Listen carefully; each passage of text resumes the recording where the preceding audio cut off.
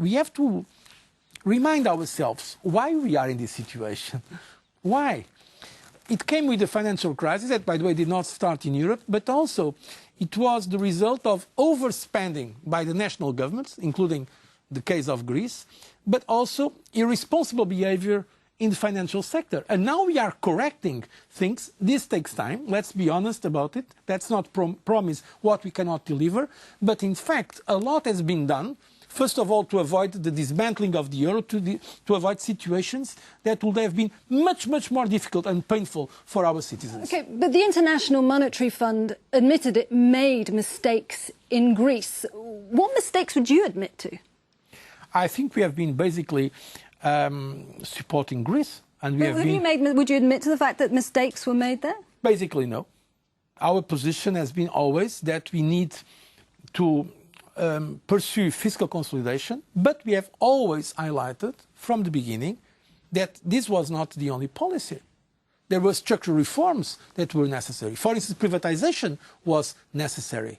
So it's a caricature to present the European Union policy in the euro area as just fiscal consolidation. We have, of course, countries with this huge debt have to make an effort to put their public finances in order, but we have advocating investment and a growth-friendly fiscal consolidation and more structural reforms. Greece has done a lot with great sacrifices of its people in terms of the fiscal side, but the structural reforms took some time to start. Now, I believe they are doing with more determination what is necessary for their recovery. And other countries, Portugal, Ireland, that is already been able to go to the markets with success, Spain, that has a program just for the banking sector, what they are doing in terms of reforms, for instance, in terms of correcting their external balances, is really amazing. I'm going to have to cut you there, President, and we're going to move on to another question.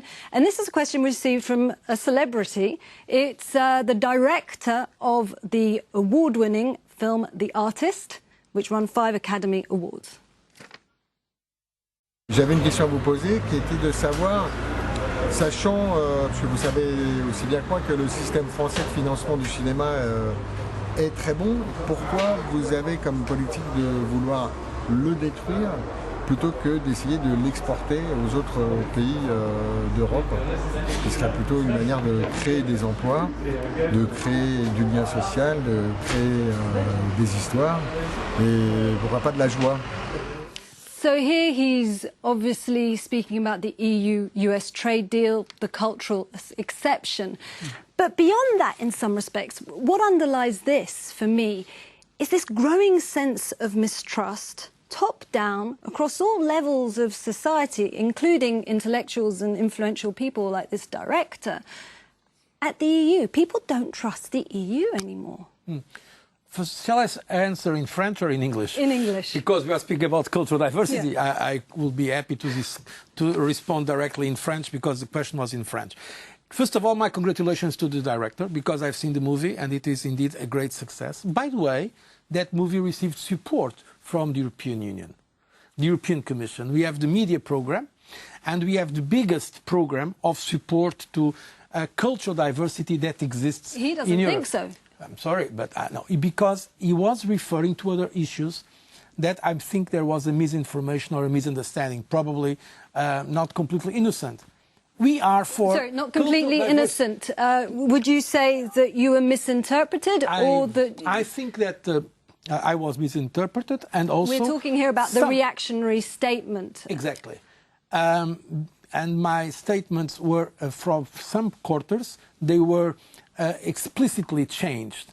I have never said that it's reactionary, the French system. On the contrary, I support the cultural diversity. What I said is that some arguments against globalization are reactionary because they don't take in consideration the evolution of the world and the opportunities that also globalization offers us. So, but one point I want to make clear, nobody defends more cultural diversity than the European Commission. What about the sense of mistrust? We have never proposed to eliminate cultural diversity from the negotiation with the United States. Let's move on to the next issue of mistrust, though. What about mistrust? We've seen a Eurobarometer poll which has shown out of the 6 biggest European nations that trust in the EU is at an all-time low. I have to ask you to be brief on this. I've seen the Eurobarometer for all the 28 countries, not only 6. Yeah, but the 6 big countries. And the reality is that there is more mistrust in the national governments than in European institutions. Yeah, but I'm asking you about the European institutions. But I want to make the point that, of course, in times of severe economic hardship, the citizens, the common citizens, are frustrated. They look at their leaders, not only at European leaders, at national parties, at financial sector leaders, and they are angry, and rightly so. But that does not mean that the European Union only is to blame. That means that there is a real crisis, an unprecedented crisis, that creates problems that we are trying to address, and I'm making the case explaining what we are doing, what we can do, also what we cannot do, and I think this is the serious answer. Of course, I'm aware of the dissatisfaction with the citizens regarding the European Union, but if you look in the same... You said take a certain amount of responsibility for that. Of course, all of us have a responsibility, and I'm ready to assume that responsibility.